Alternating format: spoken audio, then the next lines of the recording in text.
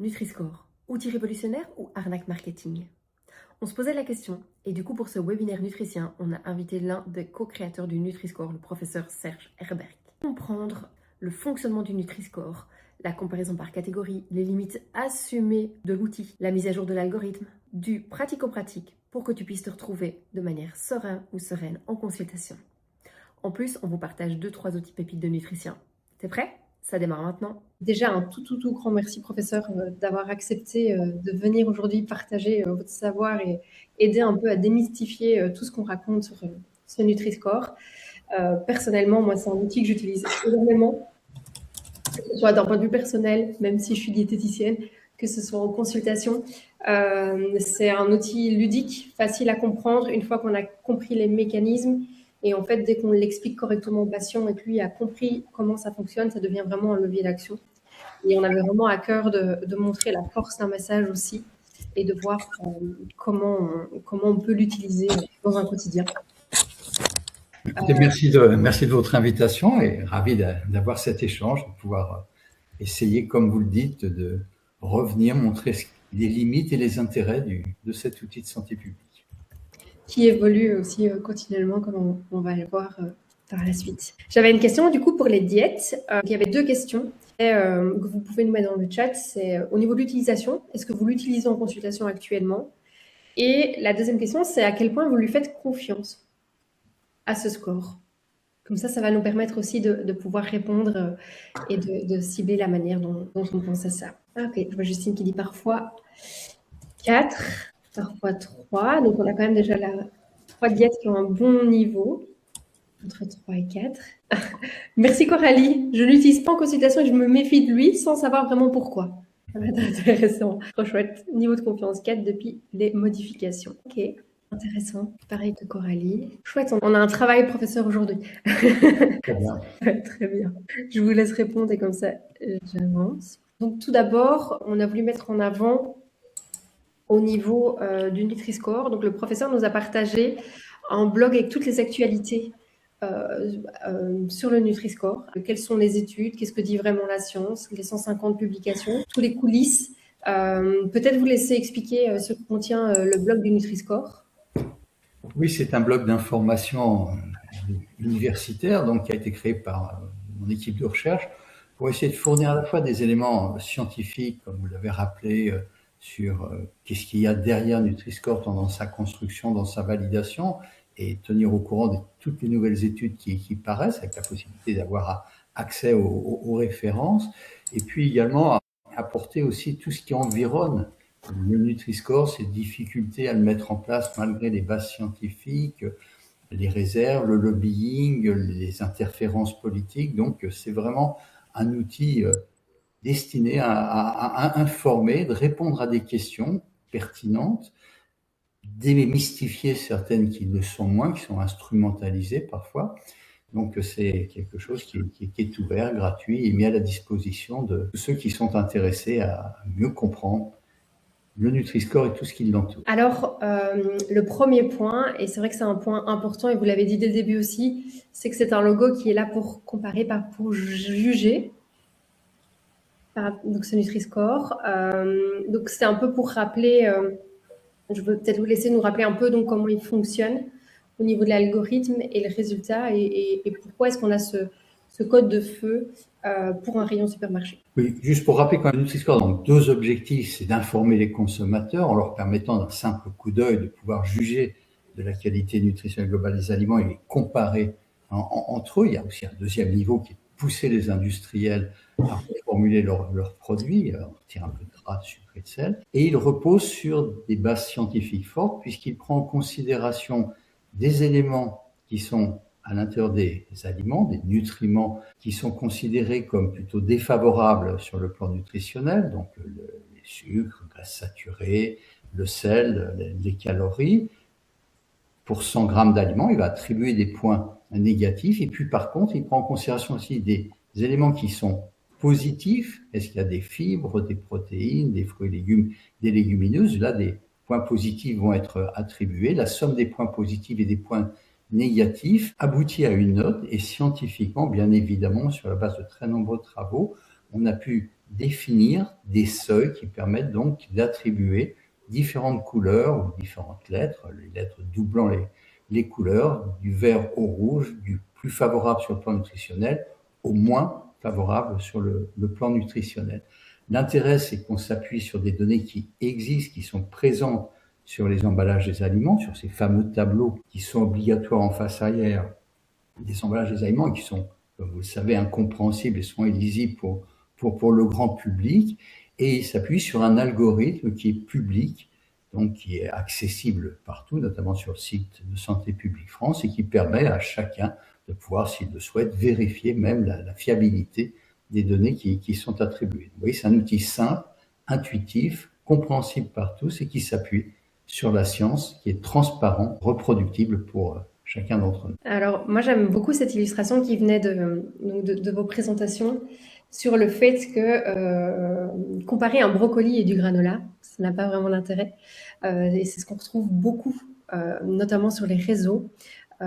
Et c'était vraiment l'idée ici de rappeler sur le fait que votre Nutri-Score, il permet une comparaison dans une même catégorie et que donc comparer une pizza avec de l'huile d'olive ou avec une céréale petit déjeuner, c'était quelque chose de pas logique et que d'emblée, on n'allait pas aller comparer les valeurs nutritionnelles de ces trois éléments parce qu'on sait bien que ça n'a rien à voir, mais que c'est un peu un détournement justement du Nutri-Score que d'essayer de nous faire croire que c'est logique de comparer ces différents produits. Oui, tout à fait, vous avez raison, c'est un point extrêmement important. Donc, le Nutri-Score permet de comparer des aliments, mais qui ont une pertinence à être comparés. Personne va hésiter à se dire, est-ce que j'achète aujourd'hui, manger ce midi des brocolis, ou est-ce que, au contraire, je prends des céréales petit déjeuner? Ces deux produits ne sont pas en compétition. Donc, on compare à l'intérieur d'une même catégorie. Alors, ça peut être les plats cuisinés, ça peut être les céréales petit déjeuner, les matières grasses ajoutées. Là, il y a une pertinence à comparer dans les matières grasses ajoutées les différents types d'huile végétale par rapport aux margarines, par rapport aux matières grasses animales, ou comparer à l'intérieur des céréales petit déjeuner les muesli par rapport aux céréales fourrées chocolatées ou d'autres types de céréales, ou même un même type de céréales, mais qui est produit par différentes marques, ils n'ont pas toujours le même type de composition. Et puis ça permet quand même de comparer, bien sûr, donc, au sein d'une même catégorie, ça c'est vraiment important, donc, ce qu'on trouve dans le même rayon, mais également entre différentes catégories quand l'usage, par exemple pour des produits à l'apéritif, comparer des petites tomates par rapport à des chips, par rapport à des olives, par rapport à saucisson, tout ce qui peut être servi à l'apéritif, là il y a une pertinence. Mais très souvent, et vous avez raison de le rappeler, les lobbies notamment pour essayer de discréditer le Nutri-Score utilisent des comparaisons qui n'ont pas lieu d'être. Très directement, on dispose de beaucoup de travaux qui montrent que, en conditions réelles, les consommateurs réagissent comme ça. Ils ne vont pas comparer des produits d'un rayon à l'autre qui n'ont aucun rapport, qui ne sont pas en compétition. Ça, c'est un élément important. Il faut peut-être faire beaucoup d'accompagnement pédagogique et le rôle des diététiciennes est extrêmement important pour accompagner la bonne utilisation du Nutri-Score, pour le rappeler, parce qu'il peut y avoir des sujets, des patients qui se posent la question. Il faut rappeler la nécessité de comparer ce qui est comparable. C'est ce qu'on voit dans nos études, c'est ce qui nous rassure. Maintenant, c'est vrai que chez ceux qui pourraient avoir un problème d'interprétation, c'est tout à fait fondamental qu'il y ait cet accompagnement pédagogique, de la même façon que, là encore, on y reviendra peut-être, un produit classé D ou E ne veut pas dire qu'il ne doit pas être consommé, simplement il rappelle qu'il doit être consommé en petite quantité, pas trop fréquemment, mais là encore, il est il est souvent nécessaire d'avoir cet accompagnement pédagogique. Et vraiment, sur les comparaisons de produits, il faut rappeler, on ne doit comparer que ce qui est comparable. C'est vrai pour le Nutri-Score, c'est vrai pour tous les logos nutritionnels qui existent dans le monde. Et je dirais même, donc par exemple, moi je vais l'utiliser pour parler avec mon patient de l'apéro, qui est cité ici, où je vais lui dire, voilà, il y a des choses que vous adorez manger, ça peut être le chips crapuleux qui va être mis à l'apéro, ça ne veut pas dire que vous ne pouvez pas en manger. Mais si vous avez du chips, du fromage de chèvre, des petits légumes, un bon cracker, une olive, et en fait ça va être la variété, ça va vous amener plus de saveur en bouche, Ça va vous éviter de venir masquer votre palais. Et en fait, du coup, vous profitez de l'apéro en venant choisir. Et donc, c'est l'idée de remettre, ben voilà, je vais manger quelques chips, et puis je vais, entre mes chips, varier avec des légumes parce que j'en ai envie.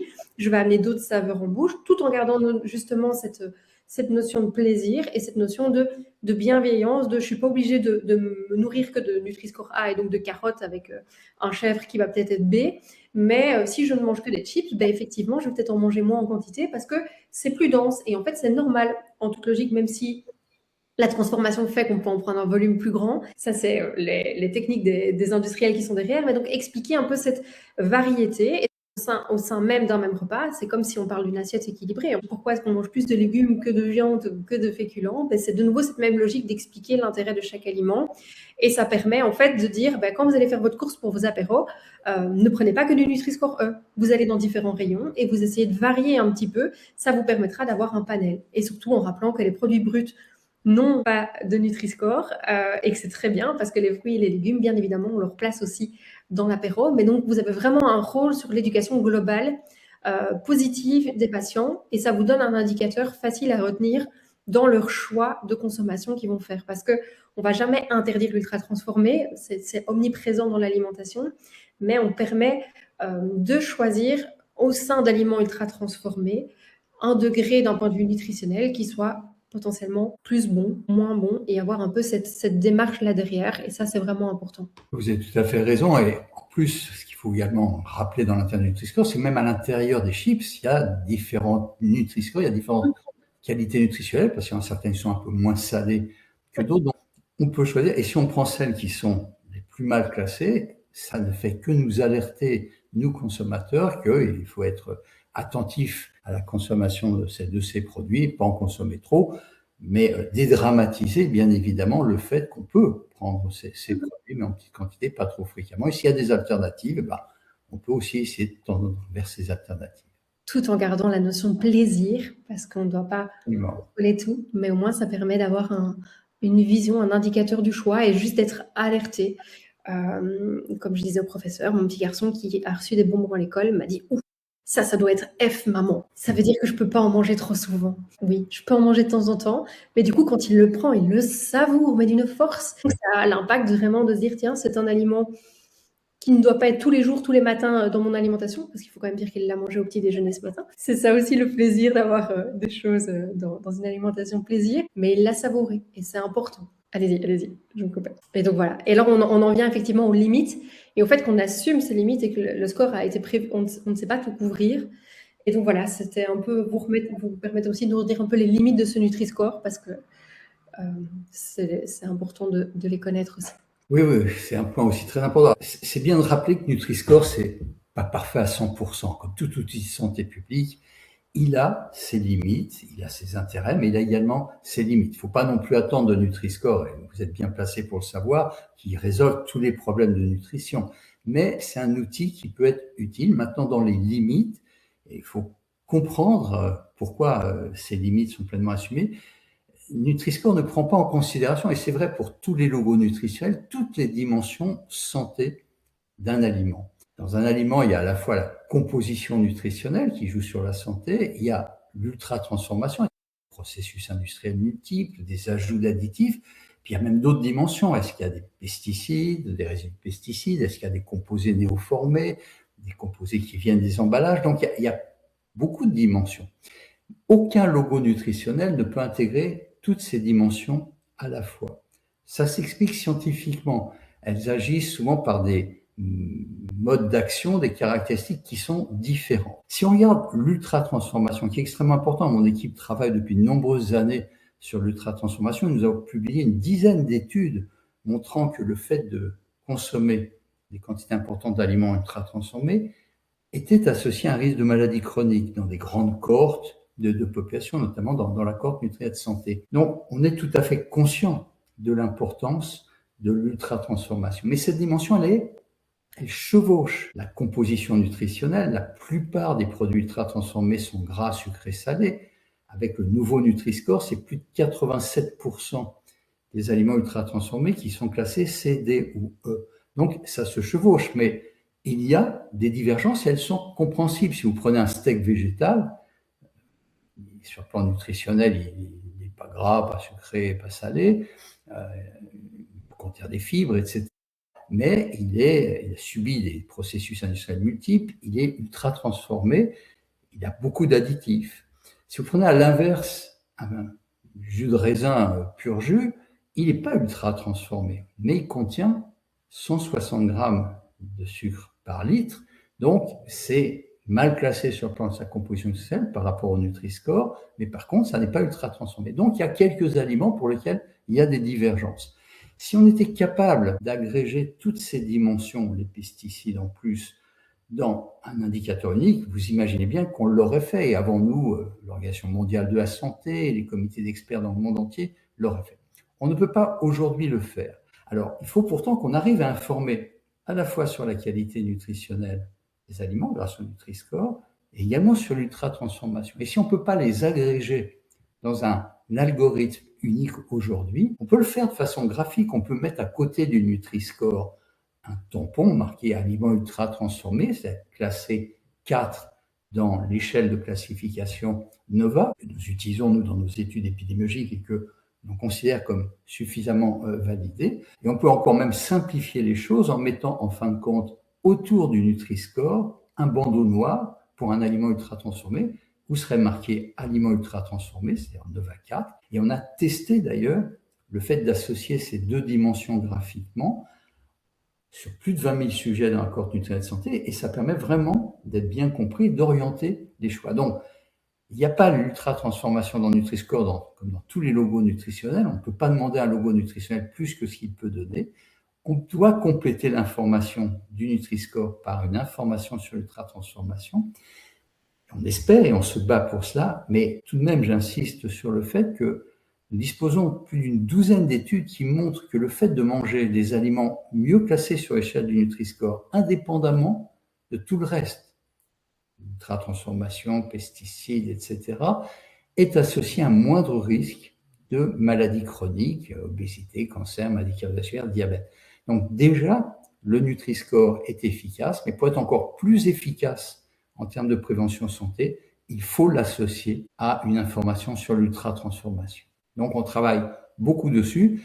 Maintenant, vous imaginez, quand on voit la bataille, la saga du Nutri-Score depuis des années pour réussir à le déployer, quand on rajoute un bandeau noir sur l'ultra-transformation, je peux dire que les lobbies s'activent encore plus. Donc, on doit faire face à de puissants lobbies, mais on essaye aujourd'hui de convaincre les politiques qu'il est indispensable de fournir ces deux informations. Est-ce que vous voulez qu'on passe en vue rapidement les autres limites ?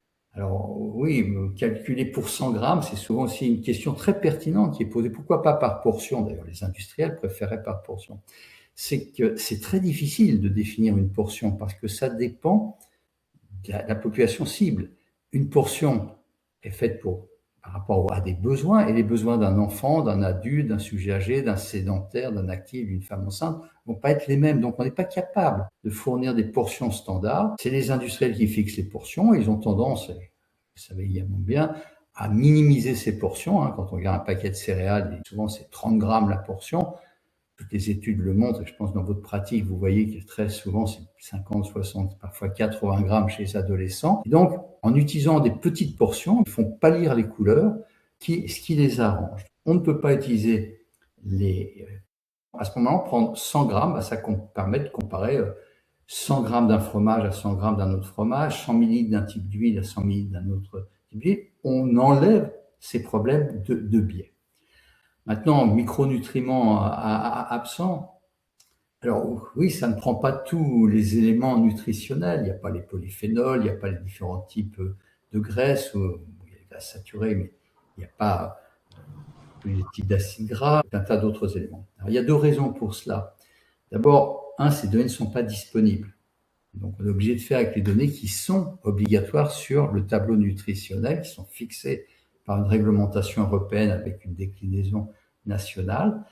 Donc, on ne peut pas malheureusement les prendre. Si la législation change, on fera évoluer le Nutri-Score pour prendre en considération les polyphénols, certaines substances qui peuvent être intéressantes. Donc, tout de même, comme je vous ai dit, le Nutri-Score prend en considération des éléments positifs, entre autres, par exemple, les fruits et légumes. Et tous les travaux préalables à la définition de l'algorithme ont permis de montrer que les fruits et légumes, c'est un proxy, un indicateur de la teneur en certaines vitamines, la vitamine C, le bêta-carotène par exemple, ou le calcium, les protéines, c'est un indicateur de certains minéraux, fer, calcium. Donc tout ça a été validé notamment par les équipes qui ont développé l'algorithme de base au Royaume-Uni, les équipes d'Oxford. Et donc, même si on n'a pas dans le calcul certaines vitamines, certains minéraux, ils sont indirectement pris en compte par les proxys que représentent les fruits et légumes ou les protéines qui sont pris en compte. Alors oui, bien sûr, on ne peut pas prendre la biodisponibilité, on ne peut pas tout prendre, c'est très difficile, la biodisponibilité dépend de tellement de choses. Et là, on est vraiment dans un niveau d'avoir un outil qui s'appuie sur des données qui soient disponibles, qui soient incontestables. Donc, c'est un outil destiné à aider la population. Une fois de plus, il a ses limites, il a surtout aussi ses intérêts, et il faut le prendre tel qu'il est. Il ne peut pas fournir plus que ce qu'il donne déjà, et c'est déjà beaucoup, puisque les études scientifiques justifient son intérêt et son efficacité. Moi, j'aime bien dire que c'est les valeurs nutritionnelles améliorées, les valeurs nutritionnelles qui étaient illisibles à l'arrière de l'étiquette.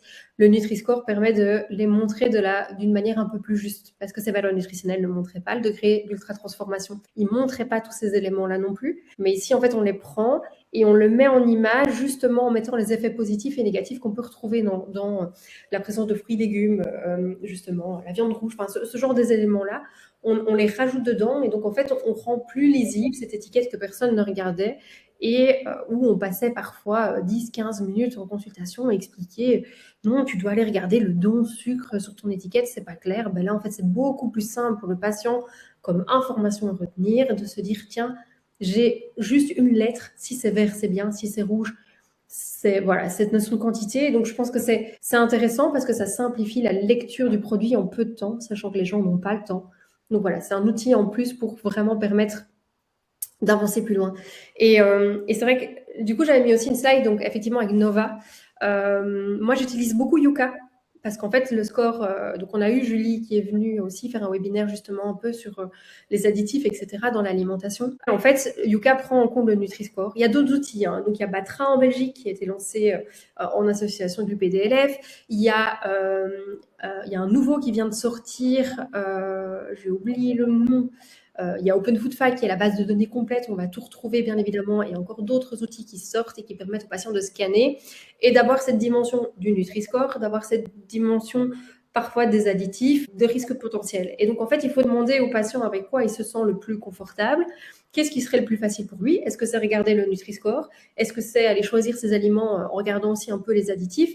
Et donc, en fonction du public cible, si vous avez justement, par exemple, une patiente qui a de l'endométriose pour lequel vous devez vraiment faire attention aux perturbateurs endocriniens, ben, ça va être tout intéressant de pouvoir travailler et sur l'aspect nutritionnel pour viser justement notre modèle méditerranéen, avec des Nutri-Score positifs, avec des bons choix dans l'assiette, et de jouer sur les additifs, les perturbateurs, et aller voir un petit peu ce qui va se trouver dans l'étiquette. Et donc, c'est tout l'art de vous en consultation, c'est de se dire, ben, tiens, avec ce patient-là, c'est un enfant, je vais juste lui expliquer ce que c'est un Nutri-Score.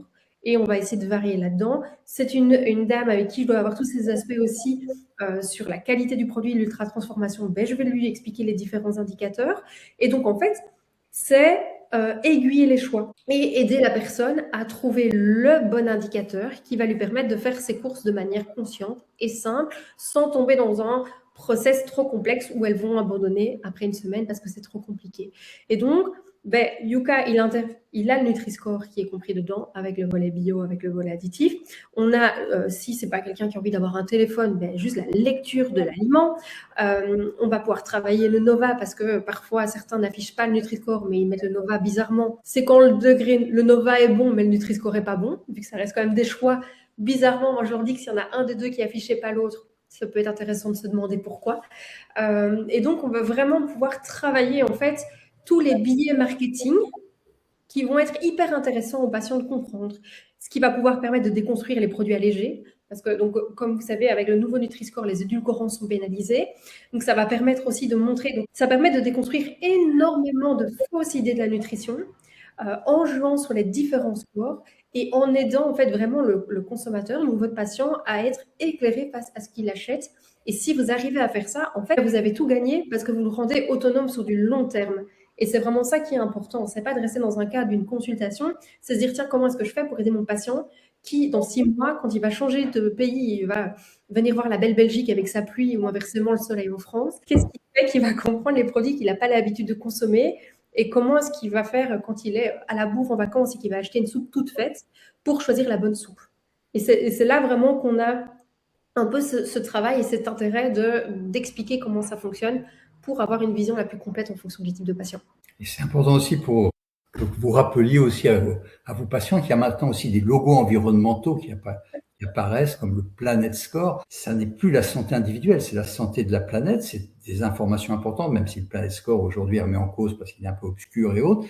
Mais le danger, c'est de substituer l'un par l'autre. C'est-à-dire ces deux dimensions qui n'ont rien à voir, la santé individuelle et la santé de la planète, c'est bien de fournir et d'éclairer le consommateur pour lui permettre ses choix. Il ne faut pas que les industriels, jouant sur la proximité graphique, remplacent le Nutri-Score par le Planet Score parce que ça les arrange. C'est le cas par exemple de Björg qui s'est désengagé du Nutri-Score en utilisant le Planet Score qui n'a rien à voir avec le Nutri-Score. Donc c'est aussi important que vous ayez ces éléments d'information pour orienter bien vos patients. Dans quelques années, ça va être comme les paquets de cigarettes où il est mis tous les effets néfastes. En fait, on n'aura plus que le nom du produit avec tous les logos nutritionnels qui seront obligatoires dessus. Il n'y aura plus le côté marketing, il y aura juste l'information. Et là, ce sera potentiellement même trop. Donc, c'est aussi important de dire au consommateur, enfin, à votre patient, en fonction de son besoin, ce qui est intéressant pour lui et comment jouer avec pour ne pas le perdre dans trop d'informations. Et comme l'a très bien dit le professeur, c'est le fait qu'il y a différents, on ne sait pas jouer sur tous les volets.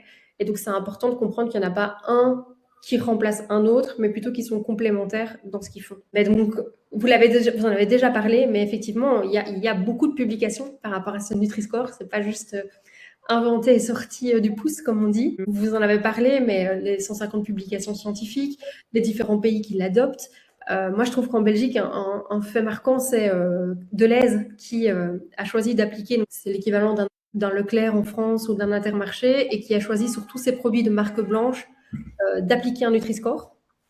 C'est un point fort.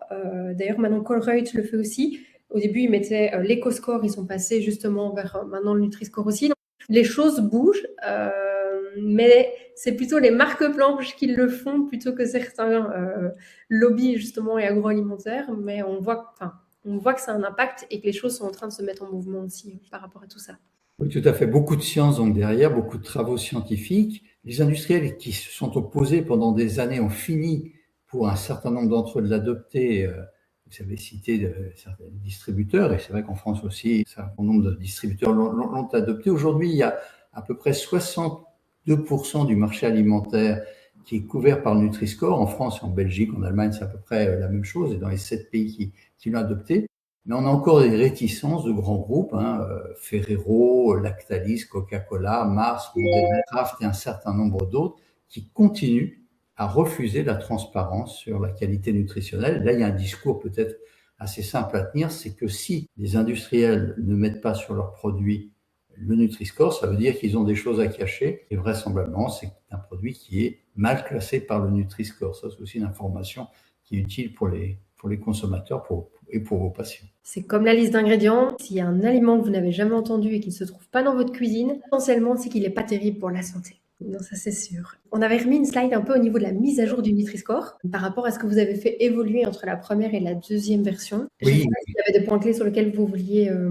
Oui, le Nutri-Score est destiné à évoluer dans le temps parce que les connaissances scientifiques évoluent. Goran l'a rappelé, ou sur la viande rouge, ou sur les niveaux de sucre, on a plus d'éléments d'information par rapport à la date où a été développé le Nutri-Score, parce qu'il y a des innovations, il y a des nouveaux produits qui apparaissent, il y a des reformulations, et puis qu'avec l'expérience, on voit peut-être certaines imperfections. Donc, il y a un comité scientifique composé d'experts des 7 pays qui ont adopté le Nutri-Score, sans lien d'intérêt, sans aucun conflit d'intérêt, qui ont travaillé pendant 2 ans pour améliorer les petits points sur lesquels il était souhaitable d'avoir une amélioration. Ça a entraîné des modifications d'à peu près 30% des Nutri-Score des produits. Certains ont amélioré. Alors l'huile d'olive, elle est même passée en B. Elle était en C. Elle est maintenant en B. Les produits plus sucrés ou plus salés sont plus pénalisés. Alors ça se ressent par exemple pour des yaourts à boire comme Actimel, Activia, ou Danonino, qui sont très riches en sucre, et ben, maintenant sont comptabilisés. Ces produits n'existaient pas quand le Nutri-Score a été développé. Ils sont apparus. Il faut prendre en compte ces distributions un peu des produits sucrés dans le marché. Ils sont considérés non plus comme des produits généraux comme le lait, mais plutôt comme des boissons. Les yaourts à boire, c'est des boissons. Donc, ils sont plus pénalisés sur le plan du sucre, ils sont moins bien classés. Et donc, le travail de ce comité scientifique a permis d'être en meilleure cohérence avec les recommandations nutritionnelles de santé publique. C'est justifié, de lever certaines ambiguïtés. Certains industriels avaient retiré beaucoup de sucre de leurs produits, ce qui est très louable. On donne souvent l'exemple des chocs à pic. Il y avait 50 grammes de sucre pour 100 grammes lorsque le Nutri-Score a été créé. Ils étaient classés D, ils ont retiré le sucre, 40, 30, ils sont passés D à C, à B. Et en ayant une réduction encore plus forte, ils sont passés à 22 grammes de sucre en rajoutant du blé complet, en retirant des graisses saturées de sel. Ils se sont retrouvés en A. Alors, on peut dire c'est bien parce qu'ils ont fait l'effort d'améliorer leurs produits, mais en A, les chocs à pic se retrouvaient au même niveau que des muesli qui n'ont pas de sucre ou très peu de sucre. Donc, le comité scientifique, en pénalisant plus le sucre, a refait basculer ces chocs à pic en C. Alors, les industriels sont toujours habiles. Ils ont réutilisé de nouvelles techniques. Maintenant, ils rajoutent des protéines. Donc, il va falloir reprendre en considération cet élément pour faire évoluer le Nutri-Score, pour éviter à nouveau qu'il bénéficie d'un score qui est pas légitime, dans ce sens qu'il faut différencier un produit qui n'a pas du tout de sucre avec un produit qui en contient 15 ou 20 grammes. C'est pas tout à fait la même chose. Donc là encore, ces évolutions sont importantes, elles corrigent certains biais, mais il faut les faire régulièrement parce que l'imagination des services de marketing est sans limite pour essayer de trouver des failles et améliorer leur Nutri-Score. Il y a une question de Coralie qui dit que dans les épiceries bio, il n'y a pas beaucoup de Nutri-Score. Pourquoi? Malheureusement, alors, il y a certains industriels du bio, certains producteurs de bio qui ont adopté le Nutri-Score. Beaucoup de chaînes, et c'est vrai particulièrement en Belgique, sont très réticentes parce qu'il y a un effet de halo du bio. Avec le Nutri-Score, un chocolat, même s'il est bio, il va être classé D ou E. Une confiserie, même si elle est bio, le bio ne vaccine pas sur le plan de la qualité nutritionnelle, ça a d'autres intérêts. Et donc, il y a un certain nombre de chaînes de produits bio qui refusent encore d'afficher le Nutri-Score par peur que leurs produits montrent la réalité de leur composition nutritionnelle. On dialogue avec eux en disant il faut faire la promotion des produits bio, surtout quand ils sont intéressants sur le plan nutritionnel, mais même si on achète du bio, il faut que le consommateur soit informé sur la réalité de sa composition nutritionnelle. Donc, même bio, un produit gras sucré salé reste un produit gras sucré salé, même s'il a l'avantage d'être bio. Le nombre de discussions que j'ai déjà eues avec ma belle-mère pour lui expliquer que c'est pas parce que les bonbons étaient bio qu'ils étaient bons pour la santé, ça en fait partie. Et effectivement, c'est comme tu dis, Coralie, il mélange qualité et composition. Donc c'est pas parce qu'un produit est mieux qualitativement que pour la santé. Un bonbon, effectivement, comme dit le professeur, ça reste un bonbon, qu'il soit fait avec de la gélatine de porc ou qu'il soit fait avec d'autres composés. Ça peut avoir un impact là derrière. On avait remis effectivement, nous par rapport aux industriels, mais vous en avez déjà parlé, ceux qui vont essayer d'améliorer leurs recettes, ceux qui vont trouver des nouveaux stratagèmes pour pouvoir monter le Nutri-Score en étant toujours aussi mauvais. Et c'est vrai vous avez beaucoup parlé du cas de Danone, qui a retiré le Nutri-Score, on en a entendu parler beaucoup. Est-ce que vous aviez quelque chose à dire par rapport à ça? Oui, bon, je crois que vous avez tout dit. Le Nutri-Score évolue sur des bases scientifiques, donc classe légitimement, maintenant encore plus légitimement, les produits, notamment les produits sucrés. C'est dommage que Danone, qui se donne une image santé, qui a été dans les premières sociétés qui ont adopté le Nutri-Score, a refusé donc cette nouvelle version, tout simplement parce qu'il ne voit pas d'un bon œil que soient pénalisés des produits dont ils vantent, par ailleurs sur des allégations un peu douteuses, l'intérêt, les Actimel, que des yaourts, mettent en avant les probiotiques, les antioxydants, le magnésium. C'est pas le plus important parce qu'ils contiennent autant de sucre qu'un soda. C'est important que ça soit signalé. On aura attendu Danone qui, comme vous le dites, reformule plutôt ses produits, retire un peu de sucre ajouté, et il y a de la marge de manœuvre plutôt que d'essayer de cacher la réalité de la composition nutritionnelle aux consommateurs. On avait remis ici donc la slide par rapport au niveau des médias, mais donc vous en avez déjà parlé plusieurs fois sur tous les éléments clés. On va peut-être passer surtout aux questions qui sont par la suite, mais vous menez vraiment avec toute votre équipe un combat et une bataille politique face aux politiques tout court. Donc c'est quand même vraiment, vraiment important de souligner ça montre effectivement que ça fonctionne, ça montre que ça a un impact, parce que si ça ne faisait pas réagir comme ça fait réagir maintenant, je vais faire un parallèle très, très particulier. Moi, je suis tabacologue. Au tout début des cigarettes électroniques, tous les mondes du tabac n'en avaient rien à faire parce qu'ils disaient que ça n'allait pas marcher. Quand ils ont vu l'engouement, bizarrement, toutes les marques de cigarettes ont commencé à faire leur propre marque de cigarettes électroniques et c'est devenu une deuxième problématique de santé publique. Et donc, si je fais le parallèle, le fait que les pays se mettent contre, que vous deviez faire ces batailles politiques, ça montre vraiment que ce score a un impact positif sur la santé des gens. Et donc, c'est important, en fait, de se rendre compte qu'il est utile et qu'on a vraiment un rôle à jouer dans la manière dont on l'utilise au quotidien. Oui, vous avez raison, là aussi, de le rappeler, ce parallélisme, c'est que les lobbies s'opposent, alors avec des moyens extrêmement violents parfois. Donc la bataille du Nutri-Score date déjà depuis longtemps, proposant 2014, 4 années de bataille avant qu'il soit adopté sur une base volontaire, à cause des lobbies européens qui ont ficelé en quelque sorte une réglementation qui empêche les États membres de le rendre obligatoire. Maintenant, la bataille européenne est très compliquée. On a les grands groupes agroalimentaires, on a les grands syndicats agricoles, puis on a certains pays comme l'Italie, le gouvernement de Mme Meloni, qui défend les intérêts de son tissu économique, notamment sa proximité avec Ferrero et puis les fabricants de salami et autres parmesans qui sont des produits très agréables à consommer, mais qui ne sont pas bien classés par Nutri-Score. Il y a une instrumentalisation politique des partis populistes, ça se voit en Italie, ça se voit en France et dans d'autres pays, pour faire croire que le Nutri-Score s'attaque aux produits traditionnels. C'est bien sûr totalement faux. Il classe mal les charcuteries et le fromage dans tous les pays. Il ne touche pas spécifiquement les produits italiens, comme le dit Madame Meloni.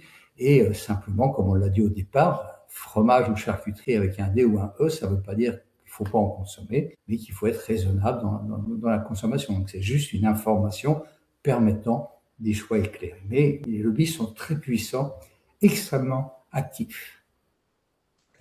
Voilà. Alors, du coup, en parlant là-dessus, on vous a remis un peu des questions qui venaient justement fréquemment en consultation. Donc, par exemple, l'huile d'olive CC, j'ai arrêté d'en acheter. Donc, maintenant, on a vu que, comme vous l'avez dit, qu'il y avait même une version B. Mais c'est important de rappeler que dans le rayon des huiles, l'huile d'olive, c'est un des meilleurs choix.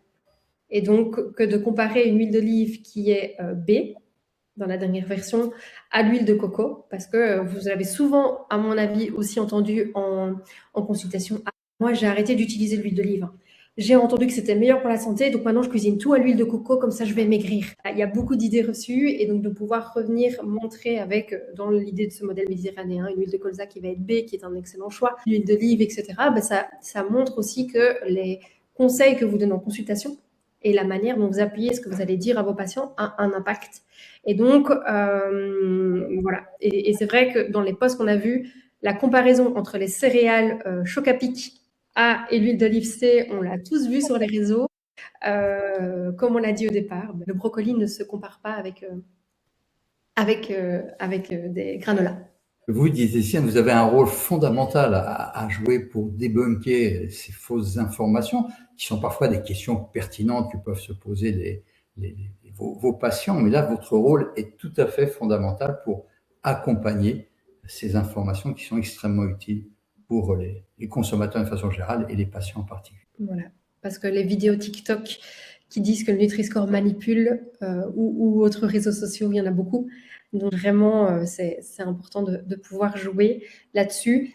Et par rapport au fromage, comme vous l'avez dit tout à l'heure, c'est comme avec les fromages qui sont plus durs, mais donc plus gras, mais qui ont d'autres intérêts au niveau protéines et autres, ou un fromage frais qui va être plus léger, plus maigre, mais qui va avoir un meilleur Nutri-Score potentiellement. Mais c'est simplement une question de fréquence. Et donc, c'est important de dire aux patients que c'est plutôt la fréquence qui va être importante, que le Nutri-Score, il donne une information, qu'on contextualise la quantité, la fréquence, bien évidemment, le plaisir et les habitudes culturelles. Et que même si notre fromage préféré, il est D, C'est pas pour ça qu'on ne peut plus le manger. On n'est pas obligé de manger en demi-bloc à la fois. C'est intéressant de manger des petits bouts et de déguster et de prendre le temps de le manger. Oui, vous avez dit en plus ce mot-clé, contextualiser. Votre rôle là dans la contextualisation et le contact direct que vous avez avec les patients permet de faire passer ces messages, de dédramatiser. Pour certains, peut paraître en effet difficile. Parfois, en effet, aussi relayé par les lobbies qui utilisent ce côté un peu dramatique. Et donc, vraiment, encore, notre rôle est important pour recontextualiser et bien montrer que le Nutri-Score n'empêche absolument pas le plaisir, la gourmandise, la convivialité, le partage de l'alimentation, mais c'est un outil pour éclairer. Et puis, si on prend en effet un produit D ou un fromage, dans le reste du repas aussi, on a la possibilité d'équilibrer. Là, vous avez des conseils que vous pouvez donner qui sont bien évidemment très pertinents. Et alors, du coup, par rapport à Coralie, toute la question du bio, donc on l'avait remis ici. Le professeur nous avait parlé de cas de Bjork, dont les biscuits étaient B dans l'ancienne version, qui sont passés en D ou E, et donc qui ont retiré justement le Nutri-Score plutôt qu'afficher le nouveau. C'est de nouveau un peu dans cette idée de le mode de production idéal là-dedans, mais le nutritionnel n'est pas bon, donc je préfère le masquer plutôt que d'assumer que mon produit doit être pris occasionnellement. Et ce qui est malhonnête de la part de Bio, c'est qu'en plus, en remplaçant par Planet Score, qui est un graphisme malheureusement très proche du Nutri-Score, beaucoup de consommateurs se sont fait avoir en pensant que c'était toujours le Nutri-Score. Mais là, on voit en effet des sociétés qui réagissent pas de façon saine, c'est-à-dire plutôt que de retravailler leurs produits, plutôt de participer à l'information des consommateurs quand leur marketing est touché, à ce moment-là, ils réagissent négativement. Voilà. Et du coup, ce qui est important à retenir pour vous, c'est qu'en consultation, c'est vraiment de rappeler que le Nutri-Score, il compare des produits entre eux ou dans une même catégorie, type apéro, dessert, etc. Que le A ne veut pas dire qu'on peut le manger sans limite, que pour rappel, ça ne marque pas l'ultra-transformation. Pour ça, il y a la liste d'ingrédients où il y a d'autres scores. C'est un outil parmi tant d'autres et s'il peut être utile pour votre patient, c'est vraiment ça qui est important.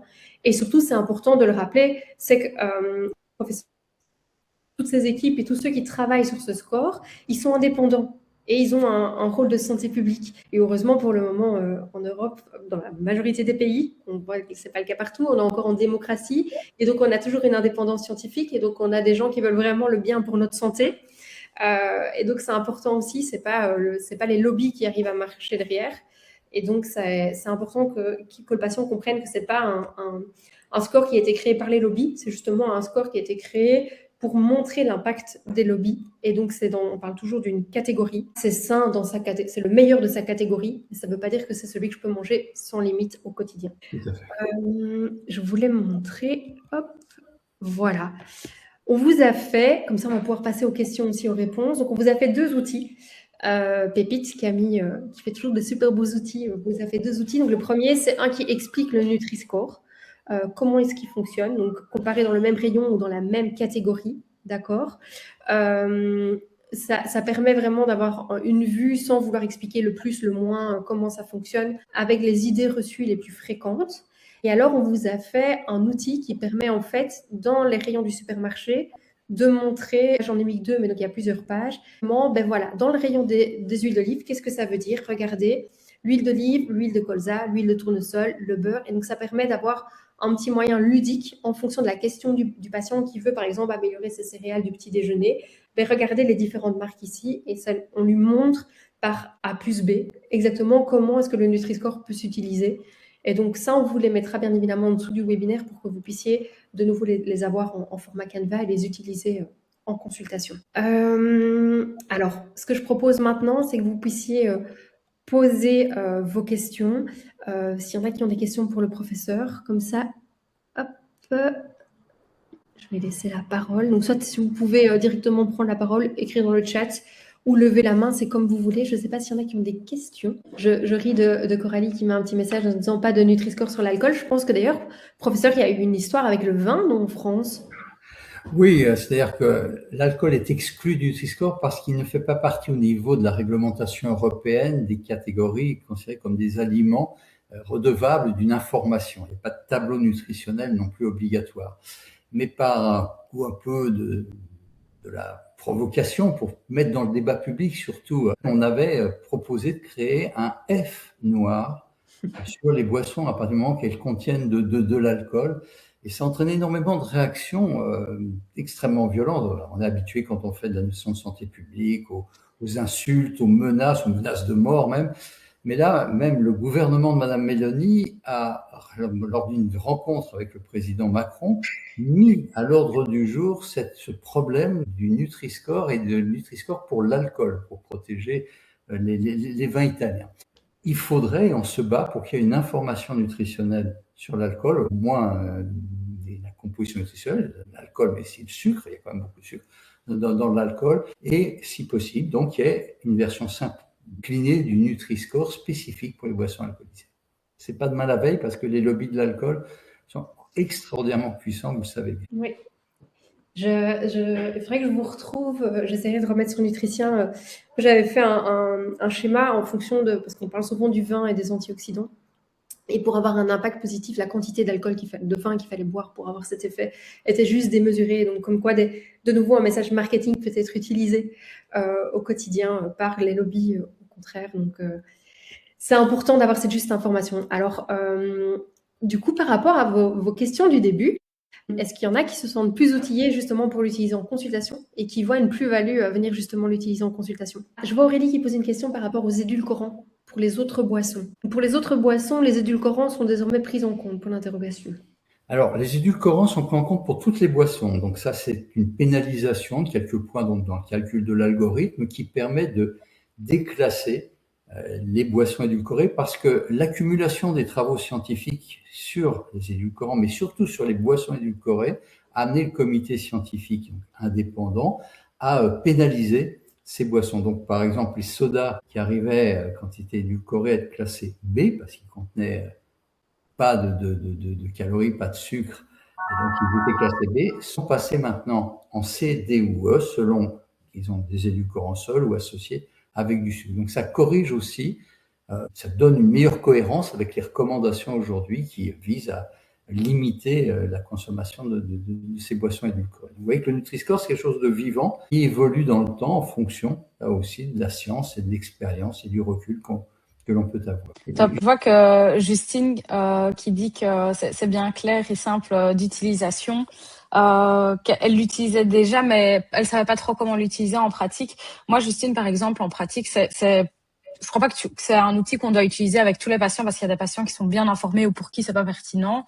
Mais il y a d'autres patients pour qui c'est super utile ce genre d'outil. Et moi, personnellement, dans ma pratique, le cas de figure où je l'utilise le plus souvent, c'est pour le choix des céréales petit déjeuner, pour le granola. Où je sais que toi, Anne-Charlotte aussi, tu sensibilises pas mal tes enfants par rapport à ça. Où c'est un Nutri-Score E ou D, c'est pas trop souvent ou juste le week-end. Et si c'est un Nutri-Score A, c'est plutôt un granola qu'on peut utiliser plus au quotidien. Je trouve que c'est une super belle manière, une chouette manière en tout cas de l'utiliser, que ce soit avec des enfants ou des adultes. Autant vous dire que si le mercredi, qui est le jour des céréales, il n'y a plus les petits ronds de couleurs qui sont mélangés avec du flocon d'avoine et d'autres choses, c'est la crise à la maison. Mais du coup, enfin, je vois qu'il y a aussi Céline qui disait avec les enfants, clairement, il y a un intérêt.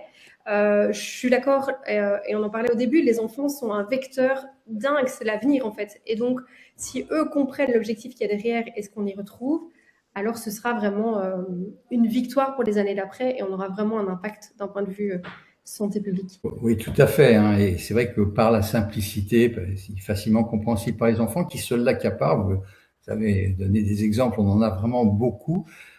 Et c'est un élément, comme vous dites, encourageant pour l'avenir puisque ils sont très prescripteurs. Alors d'abord pour eux, on peut espérer que ça leur permet d'acquérir des habitudes qu'ils garderont plus tard.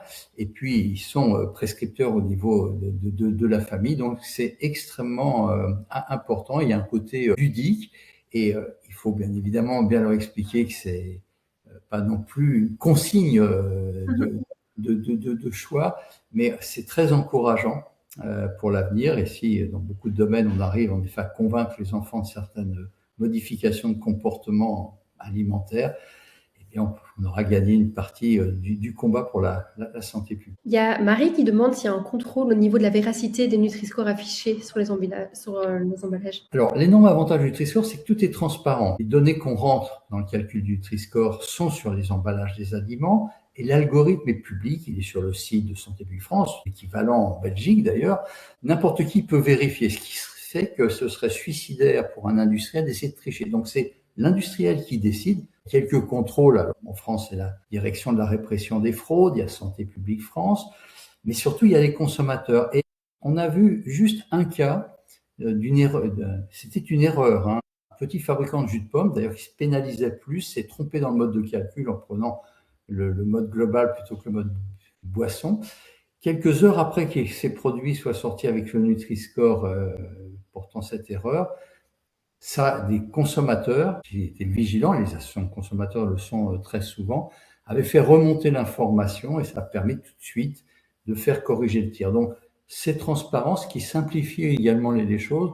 On fait quand même un certain nombre de contrôles, mais c'est minimal parce que la transparence, la capacité à n'importe qui de reproduire et de vérifier la véracité de l'information fait que les industriels ne prennent pas le risque de tricher. Et il y a eu aussi la période de mise à jour. Donc, entre la première version et la deuxième version, il y avait un laps de temps. Donc, il y en a qui ont attendu aussi la dernière minute avant de potentiellement changer leur Nutri-Score, ce qui a fait un peu une cacophonie entre ceux qui avaient déjà appliqué le nouveau, ceux qui appliquaient encore l'ancien. Et donc, on avait un peu ce problème entre les deux qui pouvait donner un peu des... Mais qui est maintenant... C'est fini parce que je pense que depuis le 1er janvier, c'était obligatoire d'avoir la nouvelle version. Je dis pas de bêtises. Pour la Belgique et 5 autres pays, malheureusement en France, ça a été retardé sous la pression des lobbies et c'est en mars prochain, donc dans quasiment un an, que la nouvelle version sera obligatoire. Aujourd'hui, comme on l'a vu dans les autres pays, certains industriels mettent déjà le nouveau Nutri-Score. Ceux qui bénéficient d'un meilleur classement par l'ancien renaclent et gagnent du temps, malheureusement. Donc vous avez raison, si cette période de transition est délicate, mais a priori, elle est déjà rentrée en ordre dans les 6 autres pays. Pour la France, ça a quelques mois. C'est pour ça que parfois, il y a des bouteilles d'huile d'olive qui ont encore le C, mais elles sont classées B. Mais c'est vrai qu'il y a un délai qui avait été donné pour écouler les stocks, pour renouveler les étiquettes, même si certains industriels en profitent. C'est le cas de Kellogg's qui va abandonner le Nutri-Score, mais qui continue à l'afficher, malgré toutes les plaintes que l'on fait sur ces produits. En utilisant encore l'ancien Nutri-Score pour la France. Dans les autres pays, ça n'est plus possible puisque c'est obligatoirement le nouveau Nutri-Score. Donc, ils vont retirer complètement le Nutri-Score. Merci beaucoup. Je vois l'heure, un tip top dans les temps. Professeur, merci beaucoup parce que c'était hyper clair, c'était vraiment enrichissant. Et je vois qu'il y en a beaucoup qui le trouvent très clair et vont pouvoir l'utiliser. Et donc, c'est vraiment chouette. C'était l'objectif de ce webinaire aussi. Quand la santé publique met en place des éléments qui nous permettent dans notre quotidien aussi de faciliter notre travail, c'est vraiment une plus-value. Donc vraiment, merci beaucoup pour votre temps, pour la clarté et pour toutes ces informations parce que c'était très, très enrichissant et très intéressant. C'est moi qui vous remercie pour votre invitation et nous comptons beaucoup, nous les acteurs de santé publique en charge de politique nutritionnelle, sur les diététiciens et les diététiciennes parce que votre rôle est tout à fait fondamental, alors pour le Nutri-Score, mais pas seulement pour le Nutri-Score. Donc, on a entre autres beaucoup besoin de vous pour populariser le Nutri-Score et expliquer, participer à la formation donc de la population à une bonne utilisation du Nutri-Score. Beaucoup de science derrière, on sait que ça fonctionne bien, ça justifie son intérêt et on a besoin d'acteurs au contact direct de la population pour le rendre plus compréhensible pour ceux qui auraient des doutes, plus utilisé. Mais on est très encouragé puisqu'on a des chiffres qui montrent que 70 à 90% de la population selon les études plébiscite le Nutri-Score et souhaiterait même qu'il devienne obligatoire. Il n'y a plus qu'à. Il n'y a plus qu'à changer 2-3 personnes dans les lobbies, avoir des gens un peu plus bienveillants pour pouvoir évoluer, mais clairement. Merci beaucoup en tout cas. Une belle après-midi à tout le monde. Pour celles qui ont des consultations ou des réunions ou autres pour le travail, que tout se passe bien. Et encore merci professeur et à tout le monde. Passez une bonne après-midi. Merci beaucoup, bon après-midi. Bonne journée.